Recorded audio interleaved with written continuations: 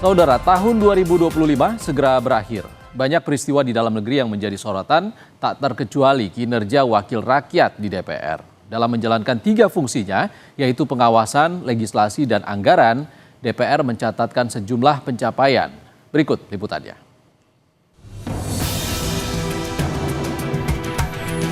Sepanjang 2025, kinerja DPR tak luput dari sorotan publik. 580 orang anggota yang mewakili penduduk di 38 provinsi di negeri ini memang menjadi tumpuan penyaluran aspirasi rakyat. Dari fungsi pengawasan, sejumlah capaian kinerja dihasilkan, di antaranya Komisi 1, dukungan modernisasi alutsista TNI. Komisi 2, pengawasan seleksi ASN 2024, penataan non-ASN dan pemindahan ASN ke IKN. Komisi 3, pembentukan panitia kerja pengawasan penegakan hukum narkotika. Komisi 4, pengawasan terhadap kasus pagar laut di Tangerang, Banten.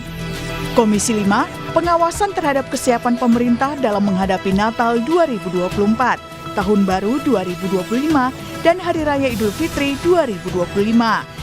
Komisi 6, pembentukan panitia kerja tata kelola kawasan Batam yang menggali dan mengidentifikasi permasalahan tata kelola kawasan Batam.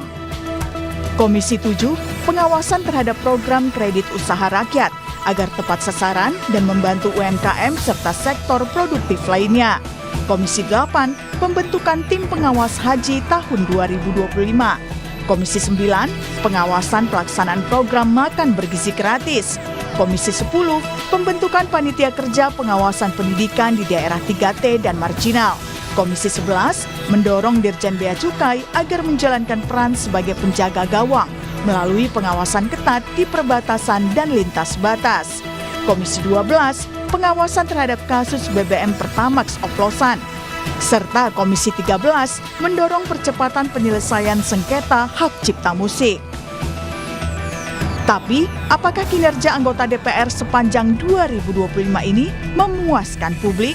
Pengamat kebijakan publik dari Universitas Padjadjaran, Asep Sumaryana, punya analisisnya. Kalau kita mendengar juga berbagai reaksi dari masyarakat, tampaknya memang belum sepenuhnya bisa menjalankan perannya. Dikatakan seperti itu karena banyak kepentingan yang bermain. Misalnya DPR itu kan dibagi dalam komisi dengan fraksi.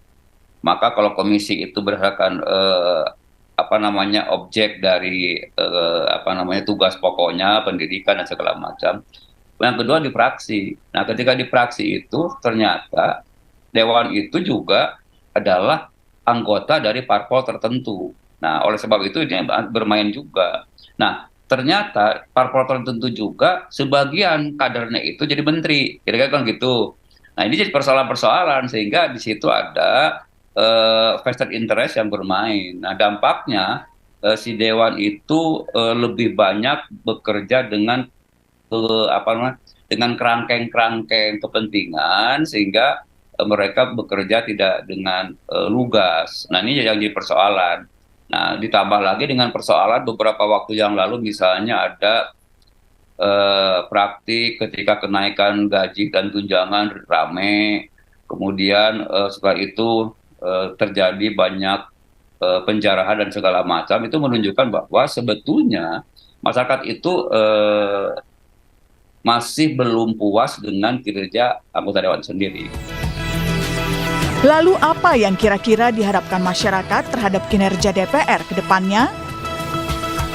Mungkin lebih dengerin kami-kami yang rakyat ini kali ya, yang kan biar bagaimanapun kita yang ngegaji mereka ya. Jadi ya alangkah lebih baiknya kalau lebih mendengarkan aspirasi kita di medsos atau dimanapun lah gitu. Itu aja sih, Kak. Apalagi aspirasi-aspirasi yang sudah turun di jalan. Betul, apalagi yang udah demo-demo ya mungkin lebih diterima dengan baik dan dengarkan aja sih, Kak.